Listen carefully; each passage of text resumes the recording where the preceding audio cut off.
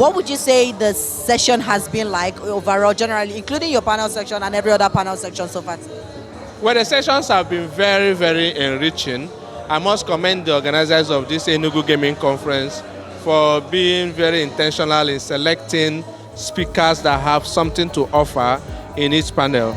It's been very enriching, and I've been very satisfied so far. Okay, amazing, beautiful. I want to point out something you said in your panel section, and that's very key and instrumental to these conversations. You highlighted I wouldn't say ridiculous, but yeah, that's what we'll call it. Yeah, the ridiculous billing that most of these betting companies get from either regulatory bodies or compliance agencies, all in the name of, they are making money. So they have now been seen as cash cows, yeah, in order to extort and make money from. What can you throw more light on that for us?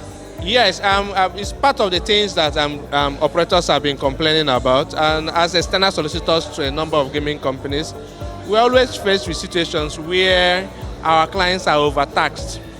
And we're not just talking about the regular taxes, we're talking about unnecessary levies, fees that have no bearing with the operations as gaming operators. Like I gave an example where in Imo State, an environmental agency came and issued a fine to all the betting companies that operate in Imo State, 100 million naira, for alleged environmental infractions. What is the alleged environmental infractions?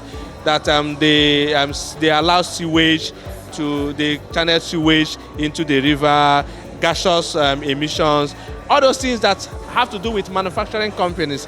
They just, because they always see betting companies as cash cows, like you use the right words, they feel like whenever they need money, they want to rake in more money, they go to shake down betting companies. So betting companies are battling with the regular taxes like the company income tax, the withholding tax, and other levies. The betting companies pay the normal environmental levies, but in addition to that, they are also faced with all these fines from left, right, and center, and it is killing the industry. It seems like most of these agencies feel like there is a lot of money being made by the gaming companies, and they want to have a piece of the cake.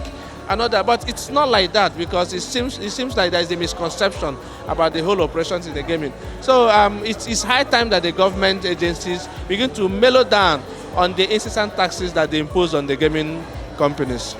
Okay. Amazing. Thank you so much for answering that question. It was beautifully put together. Another question I want to ask you before I let you go is, during our webinar, we talked about the unification of the new rule that we have. And the theme for this summit is unification and diversification. Yeah.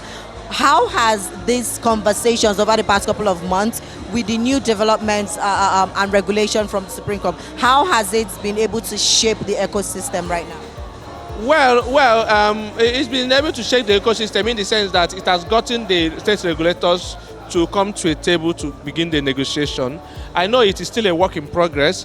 The Unified Gaming License has not taken its full course. It's still being fine-tuned. The modalities are still being fine-tuned.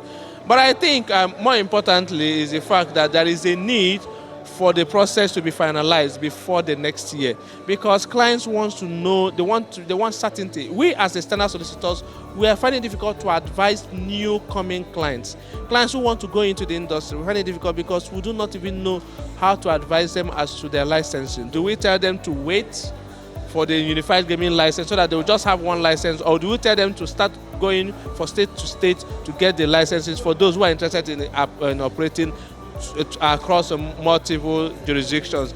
Then also, it is also important for them to kickstart it so that perhaps it might work on the psyche of this National Assembly that are trying to enact another bill for a centralized gaming licensing regime at the federal level. Perhaps if the unified gaming licensing regime by the state gaming regulators has come into play, perhaps each effective implementation might work on the mind of the National Assembly to mellow them, because I think that the bill they want to pass into law will be unconstitutional when passed into law.